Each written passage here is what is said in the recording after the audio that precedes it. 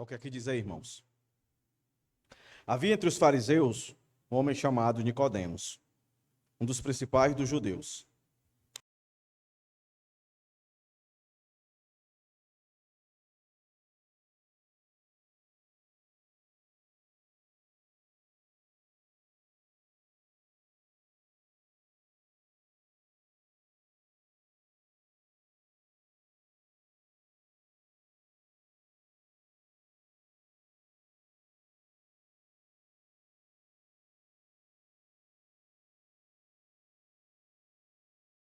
Obrigado por nos trazer aqui mais uma vez, pelos livramentos, pelas alegrias, pelas dores.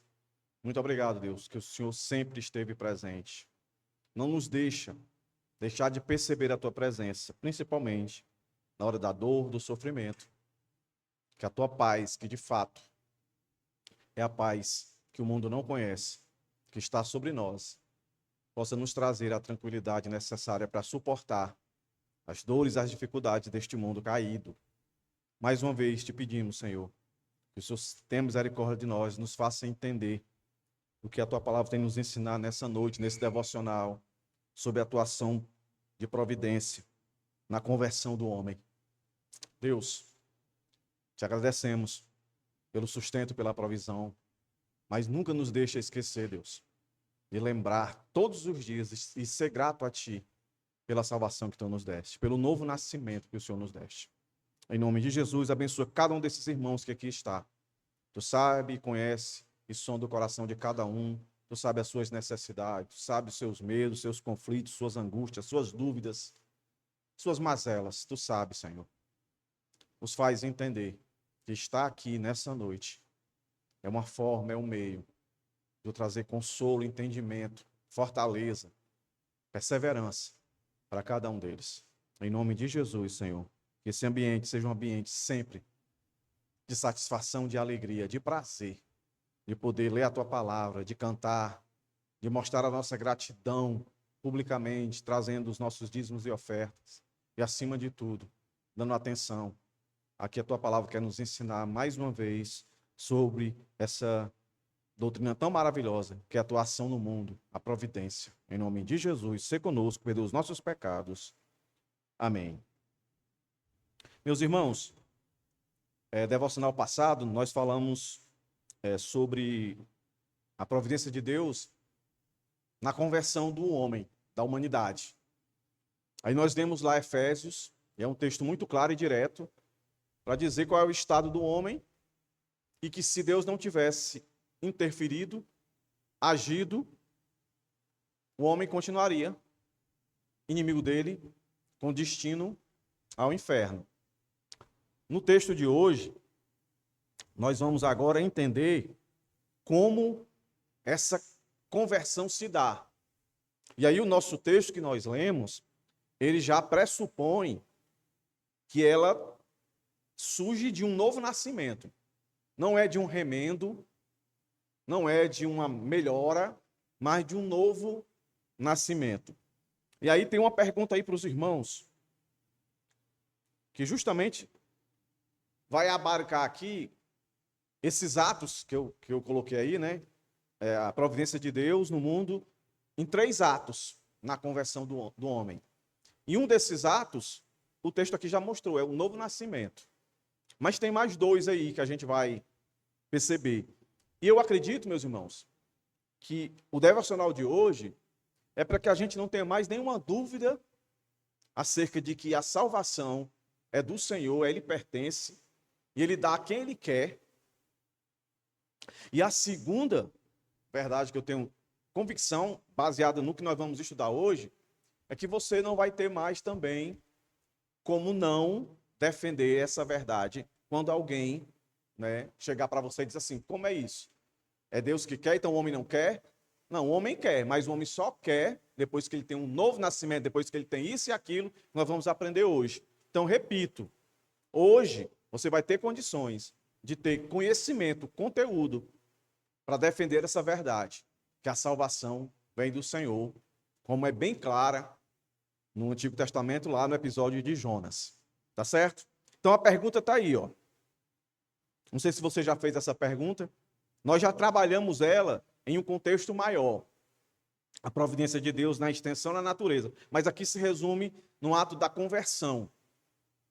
Quais são a extensão e a natureza da providência de Deus em trazer você, o crente, à fé em Cristo? Quando eu falo natureza, eu quero dizer o tipo de ação que Deus realiza. O tipo de ação. Aí você já deve saber, né? Porque nós vemos no texto. É um novo nascimento. O homem não consegue nascer por si só. Então, um dos 3 atos da qual identifica a natureza como Deus age é no novo nascimento. E a extensão, o que seria? A extensão responde aonde Deus age na salvação. Eu podia só aqui já dar as 3, mas eu quero fundamentá-las, certo? Mas é muito simples. Agora, a preocupação não deve ser como isso acontece, qual é a sequência, que exatamente isso acontece. A gente deve se preocupar com isso. O que a gente tem que ter certeza é que isso acontece. O quê? O novo nascimento. E quando esse novo nascimento acontece, é porque Deus, na sua extensão, ele não só fez o homem nascer de novo, mas ele deu um coração novo e deu uma visão nova, ou seja, um entendimento novo. Então tá aí. Já de início, os 3 atos do Senhor. O novo nascimento, ele muda a natureza, o coração, e ele dá agora uma percepção. Quem estava aqui na EBD, a gente leu a passagem da conversão de Saulo, que é Paulo. E lá no texto diz que as escamas dos olhos dele caíram. Até então ele era perseguidor da igreja, ele não conseguia enxergar que ali era Cristo, que ele estava perseguindo, o Salvador. Por quê? Porque ele estava morto. Por quê? Porque ele ainda era a antiga criatura. Mas o novo nascimento veio para ele, mudou o coração dele e mudou a mente dele, a visão dele. Ele entendeu. Percebeu? Então, quando alguém perguntar para você, é só Deus que salva, é Ele que quer, o homem não quer. Exatamente. Mas o homem tem que querer, tem. Mas o homem só vai querer depois que essas 3 coisas acontecem. Que ele não consegue fazer por si só, por si mesmo. Ele não consegue nascer de novo, ele não consegue mudar a natureza dele, ele não consegue dar a percepção de uma coisa que antes ele não via, agora ele está vendo. Aí eu vou ilustrar isso aqui, para que, se você ainda não entendeu, você tente assimilar mais ou menos, porque não existe nenhuma ilustração que explique isso, certo? Mas eu não sei se vocês já viram, as pessoas trazem um papel para você e está todo riscado assim, só riscos, um monte de risco, um do lado do outro, tipo código de barra.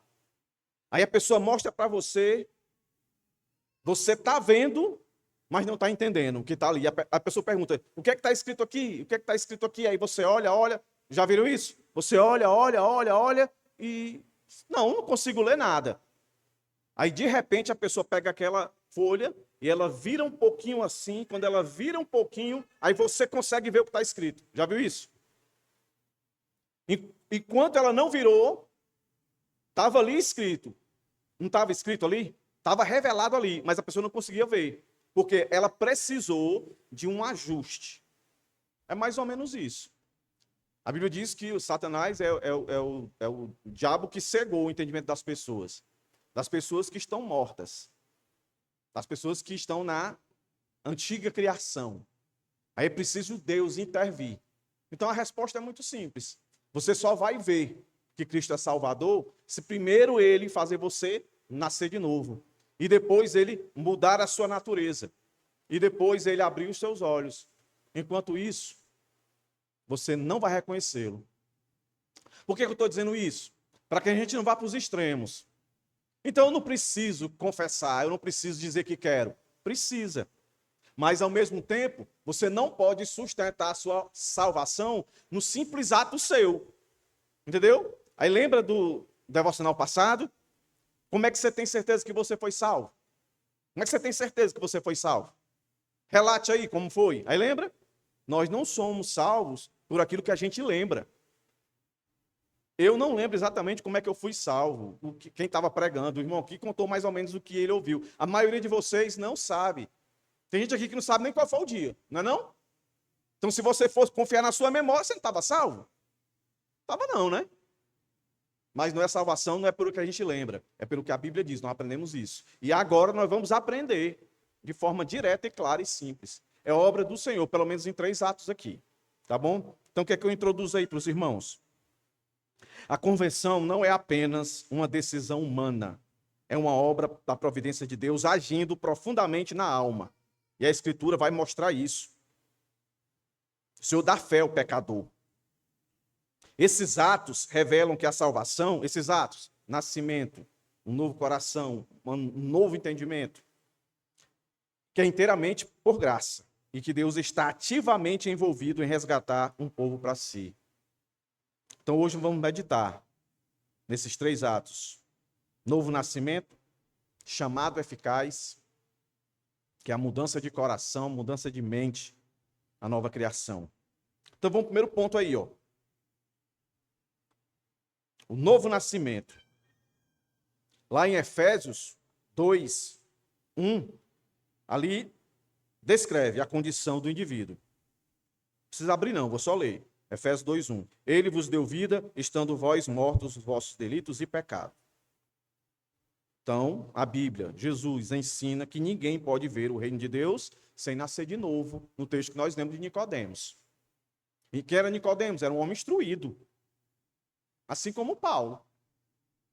Então, a salvação, ela não se dá para uma pessoa que tem uma compreensão, tem um QI mais elevado do que os outros. A salvação não se dá e nunca se dará porque alguém é muito habilidoso nas palavras, nos argumentos, é um erudito, e a forma que ele fala, não tem quem não se convença de que Jesus é o Salvador. Não. Não. A prova disso é Jonas. E tantos outros mais, né, que a Bíblia fala. Se você olhar as pregações da Bíblia, né, elas não são normalmente como você escuta.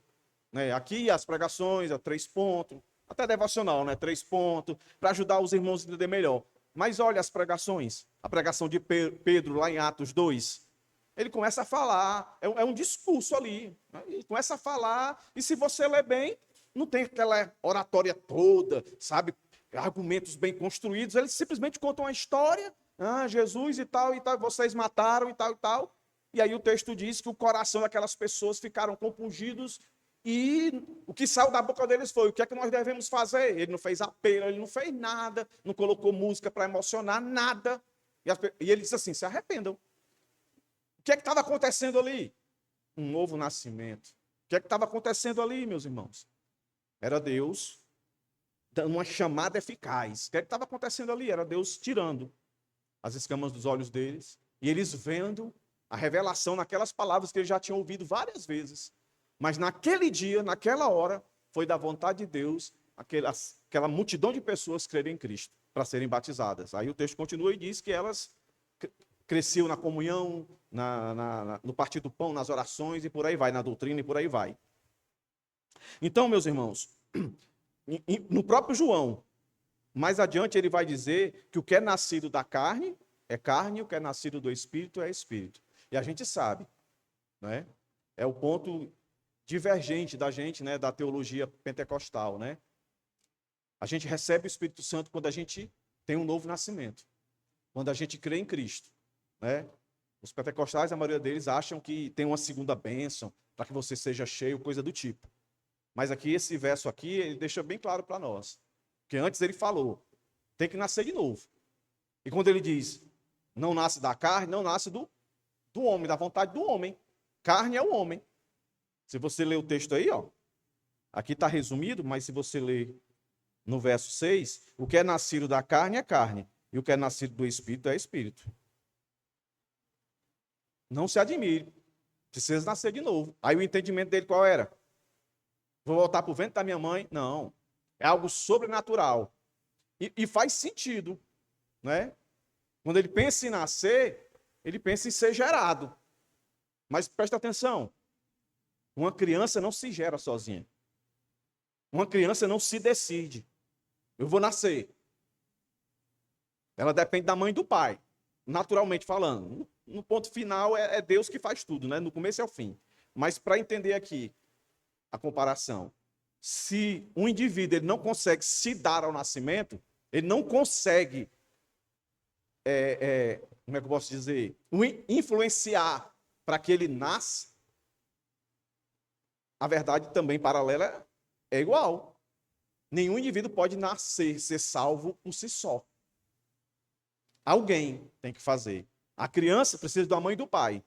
Aqui é Jesus dizendo, precisa de mim, precisa de Deus, precisa do meu espírito para nascer. Por quê? Porque a Bíblia vai dizer, lá em Efésios, que nós estamos mortos nos nossos delitos e pecados. A gente não tem estímulo. Estímulo. Quando não tem estímulo, é o fim da vida.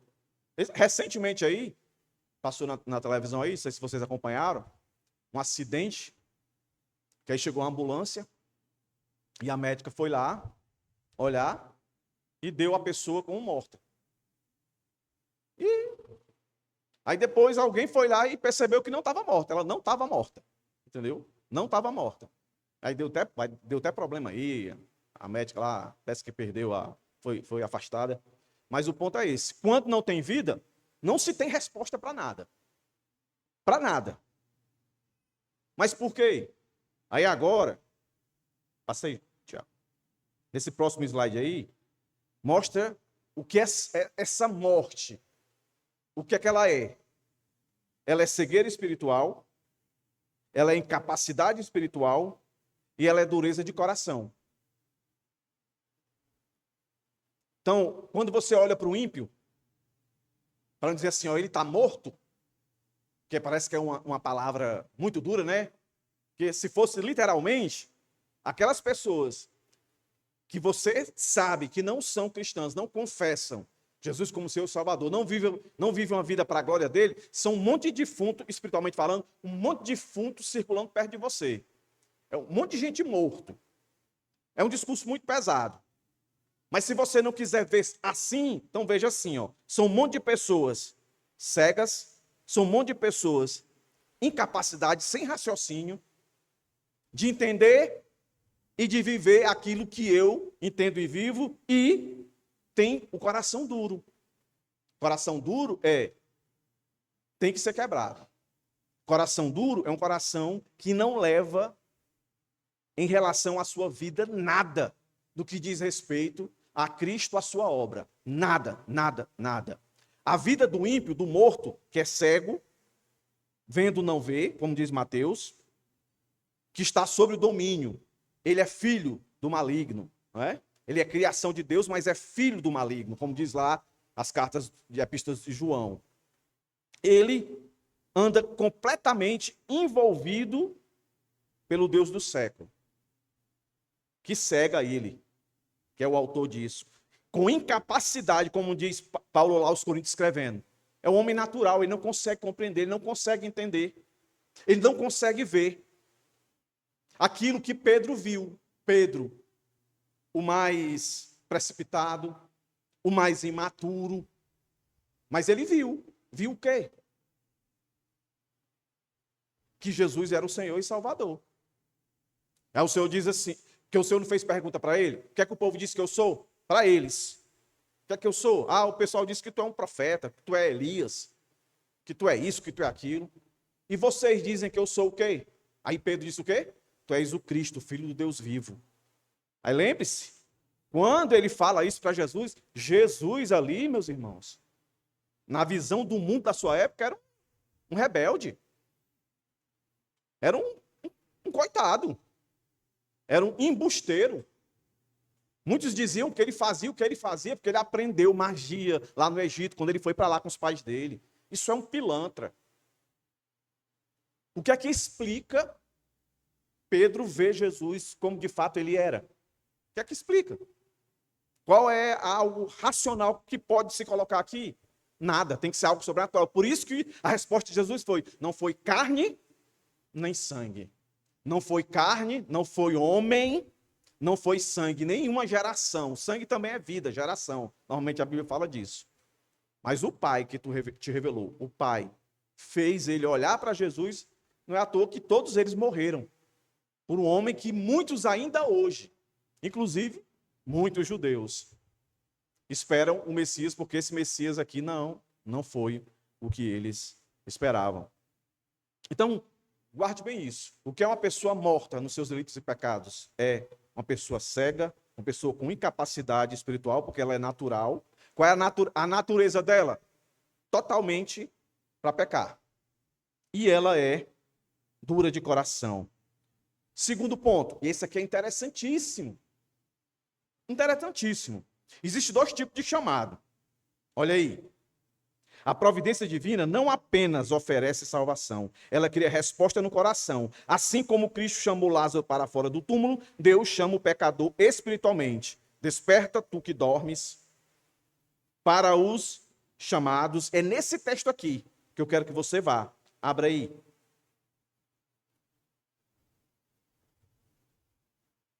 Primeira Coríntios. Passa o segundo slide aí, por favor.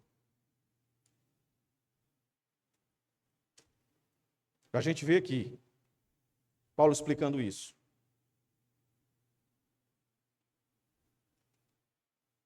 Primeiro Coríntios 1.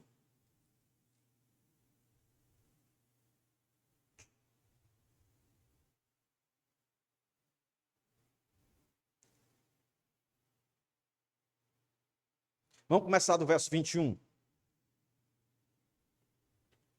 Preste bem atenção. Se quiser marcar aí, marque.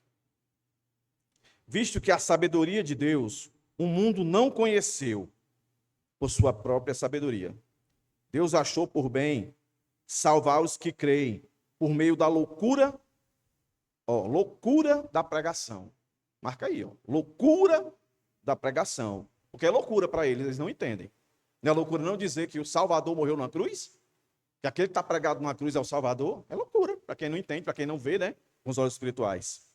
Porque os judeus pedem sinais e os gregos buscam sabedoria, emoções e cada vez mais prova.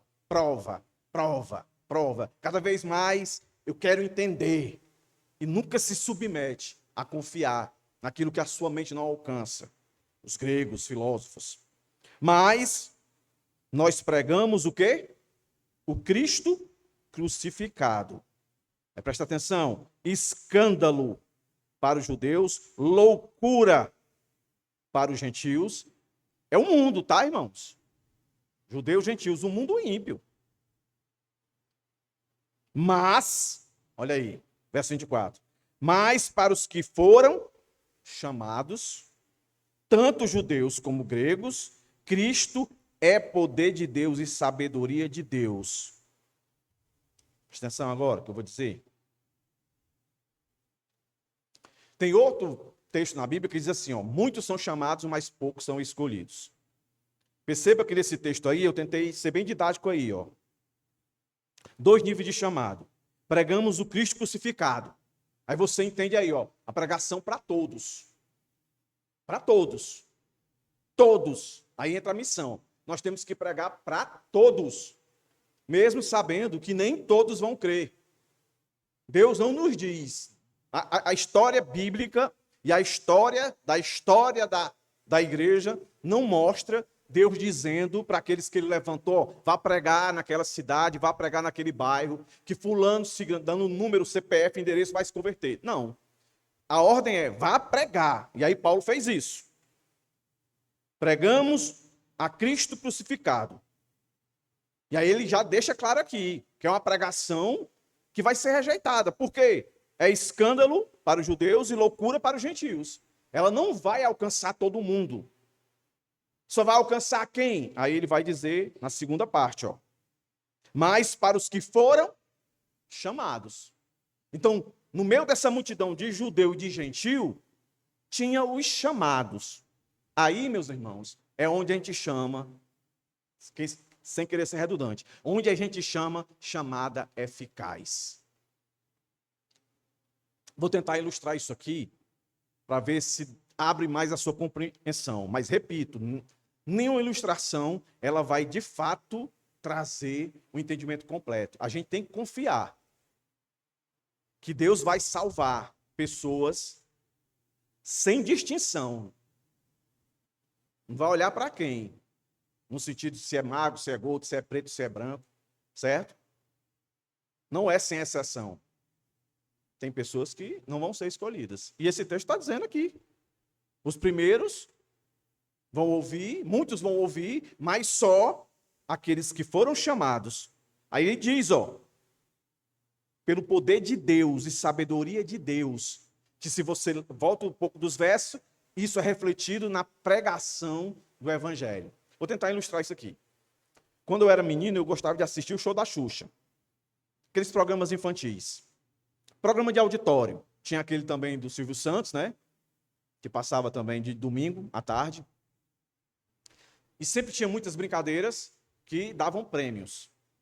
E aí, normalmente, o apresentador, a apresentadora, ele perguntava, fazia o convite para todos.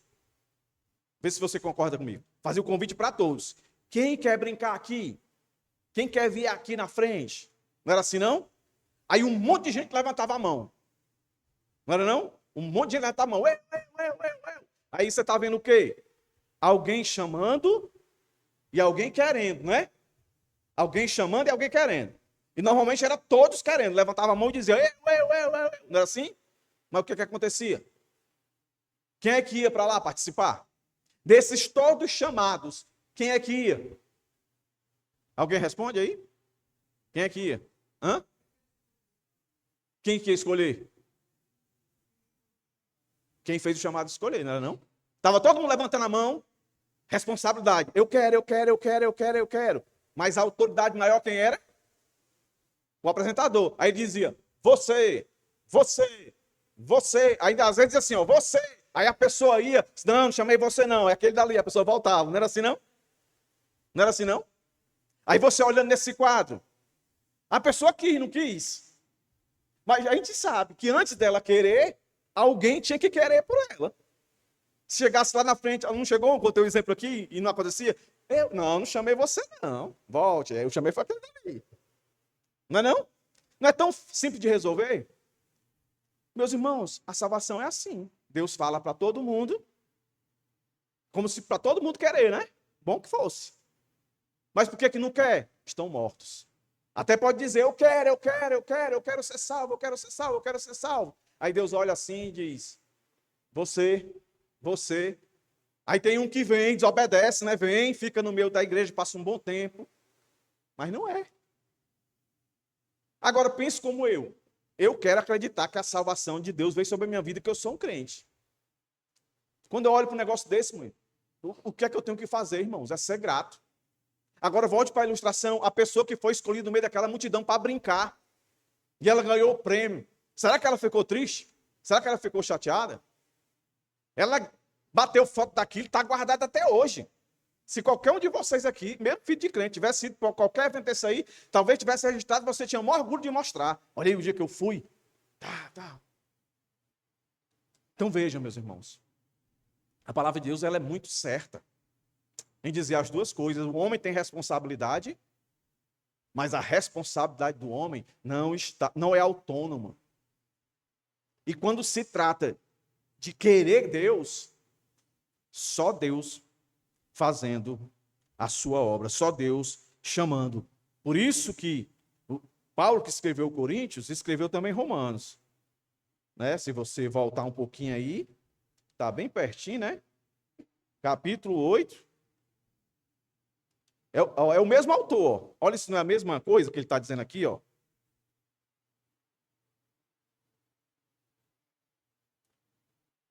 Verso 30 do capítulo 8, ó. E aos que predestinou, a esses também chamou, e aos que chamou também justificou, e aos que justificou, estes também glorificou. É obra dele do começo ao fim.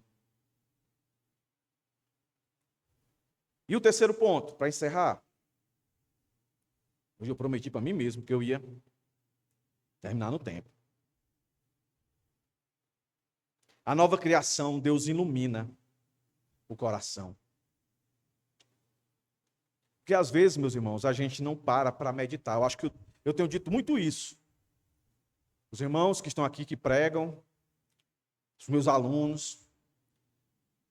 Cara, o sucesso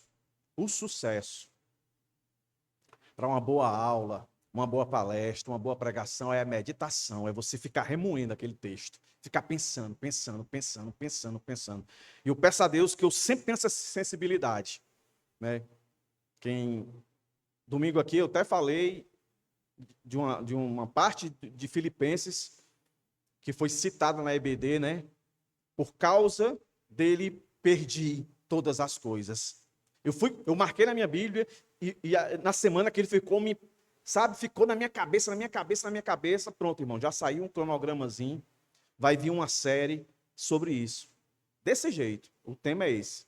Por causa dele, perdi. Aí eu vou, né? Ali é o texto de Filipenses. Tanta coisa, irmão, tanta coisa que eu tive que resumir, né? Porque eu já preguei Filipenses, muitas coisas eu fui colocando. Então, pense o seguinte agora, vou levar vocês para quando Jesus deu o novo nascimento para o Mateus, o Levi. Ele estava onde, irmãos? Ele estava na coletoria, estava trabalhando. Pensa aí, um dia normal, comum, era culto. Que Mateus, Levi foi assistir um culto e ouviu louvores e aquela coisa toda. Não, ele estava no dia a dia. Imagine você no seu emprego. Aí Jesus chega lá, está lá o morto, duro de coração, né? Sem sabedoria, sem entendimento, precisando de um novo nascimento.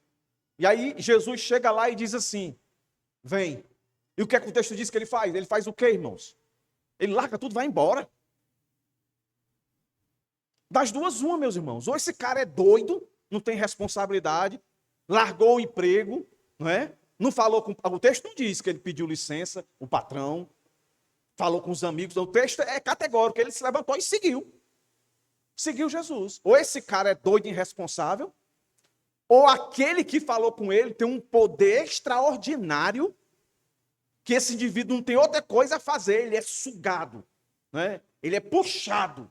Entendeu? Ele não consegue argumentar. Ele não consegue dizer, espere um pouco, eu vou pensar, eu vou raciocinar. Não. Ele vai e pronto. Medite nisso. Que força é essa? Que poder é esse? É desse Deus que dá uma nova criação. Quando dá uma nova criação, é nova criação. Como eu disse no começo, meus irmãos. Não é uma melhora. Porque tem gente que acha que... Eu já falei isso. Você talvez também já falou isso. De que você conhece uma pessoa, às vezes da sua família, às vezes do seu trabalho, que você diz assim, rapaz, essa pessoa, ela é uma pessoa justa. Ela é uma pessoa, sabe, que eu não tenho o que falar dela. Ela só precisava aceitar Jesus. Às vezes a gente diz isso, não é não? Como se aquela pessoa, de fato, tivesse melhor para receber a salvação.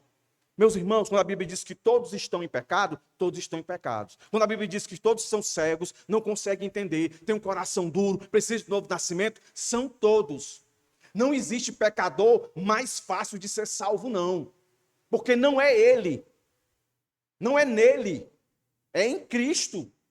Está entendendo? Às vezes a gente pensa isso. Olha como isso afeta. Às vezes você não convida certas pessoas, porque você já faz, já tem a sua visão, a sua ótica. Mas isso não presta, não. Eu não vou convidar, não. Como se você tivesse a capacidade de avaliar o que Deus está pensando. É convidar. Entendeu? É convidar. Aí, às vezes, você se empolga para convidar uma pessoa que você olha, é bem na sociedade, é um bom marido, é um bom pai, é um bom filho, é um bom patrão, é um bom funcionário, é um bom amigo. Aí, isso aí tem tudo para aceitar Jesus. Precisa do mesmo poder. Então, meus irmãos, a convenção é descrita como um ato criador de Deus. Deus faz resplandecer, na linguagem de Paulo, em 2 Coríntios 4 e 6. O pecado, ou o pecador, antes não via a majestade de Deus. Aí agora, pela providência divina, quando Deus diz, novo nascimento,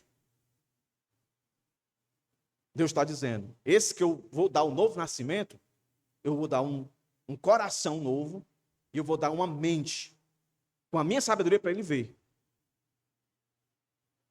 Para ele ver quem de fato eu sou. Aí pode ter certeza. Isso aí não custa nada para Deus. É só ele querer. Não foi assim com Paulo? Paulo estava com sangue nos olhos, entendeu? Com faca nos dentes, para ir perseguir mais igreja. Ele vinha com a autoridade do Estado para perseguir crente. Está lá no cavalo dele, com toda a arrogância, com toda a soberba, mas morto, completamente morto. O estado dele, a necessidade dele era essa aqui, ó. Nova criação, nova humanidade, nova vida. Para nós, isso aqui, a gente olha assim para a pessoa, meu Deus. Mas para Deus é muito fácil. Então a nossa responsabilidade é pregar essas verdades. A nossa responsabilidade é confiar no Senhor. Enquanto tiver vida, pode ser o pior bandido, tá, irmãos? Ou vontade de dizer o meu, mas não vou dizer não. Pode ser o maior bandido.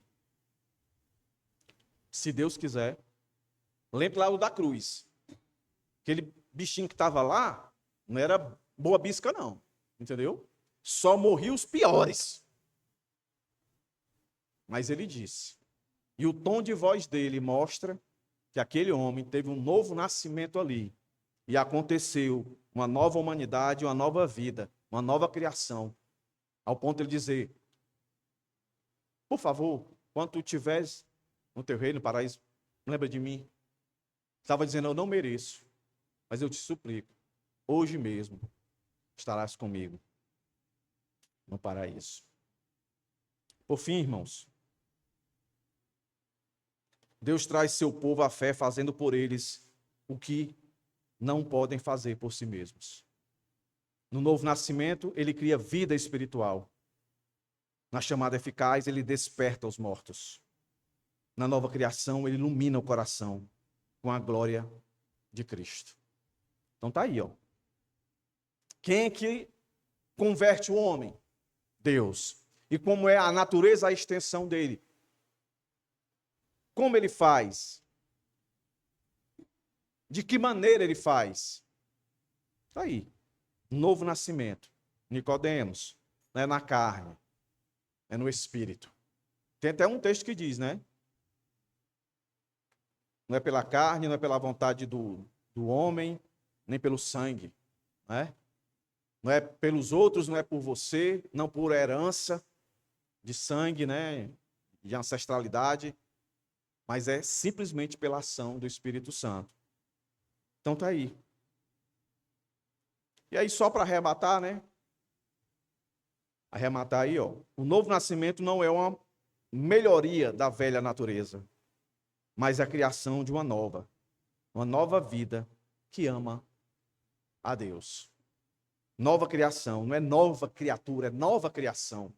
Tanto que quando Paulo está discutindo isso lá, as palavras que ele usa faz relação com Gênesis. Haja luz, aí criação. É uma nova pessoa, entendeu?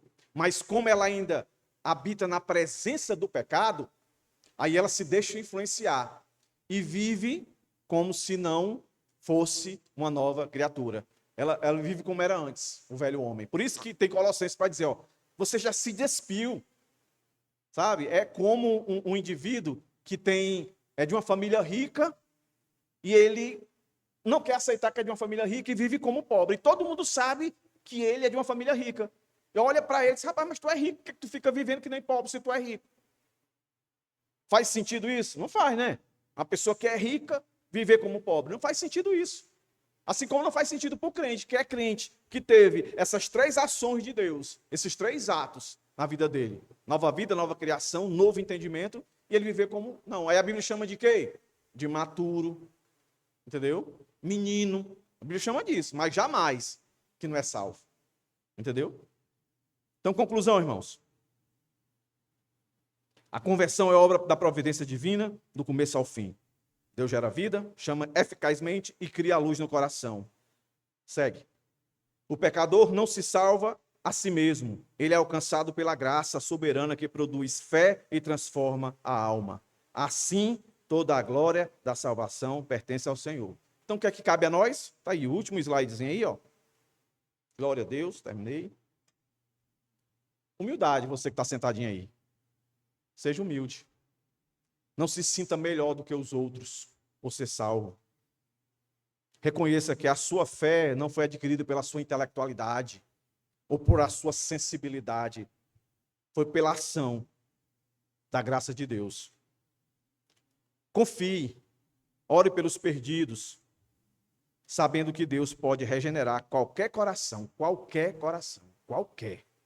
Pense aí no pior que você tenha. Gratidão. Viva para a glória, ou viva para glorificar a Deus, que o chamou das trevas para a luz. Isso aqui, meus irmãos, eu ganhei minha semana. Sabe? Minha filha doente, muitos irmãos doentes, o mundo. Mas só em eu saber que esse milagre aconteceu comigo e que se fosse depender de mim, eu jamais causaria isso em mim mesmo. E Deus, por sua misericórdia, está lá dizendo, quem quer ser salvo, quem quer ser salvo? Aí está lá eu no meio da multidão dizendo, eu. Aí ele diz, acertou, miserável, vem. Tu está salvo. Fica de pé aí, crente. Está cansadinho, mas se alegra. Vamos encerrar em pé hoje. Vá para casa dizendo, meu Deus, eu estava na plateia, Senhor, eu levantei a mão e fiquei dizendo, eu quero, eu achando que era a minha força de vontade, porque eu gritei mais alto que todo mundo, porque eu demonstrei mais vontade de querer, mas não é porque tu já tinha me querido. Tá certo esse verbo? Me querido?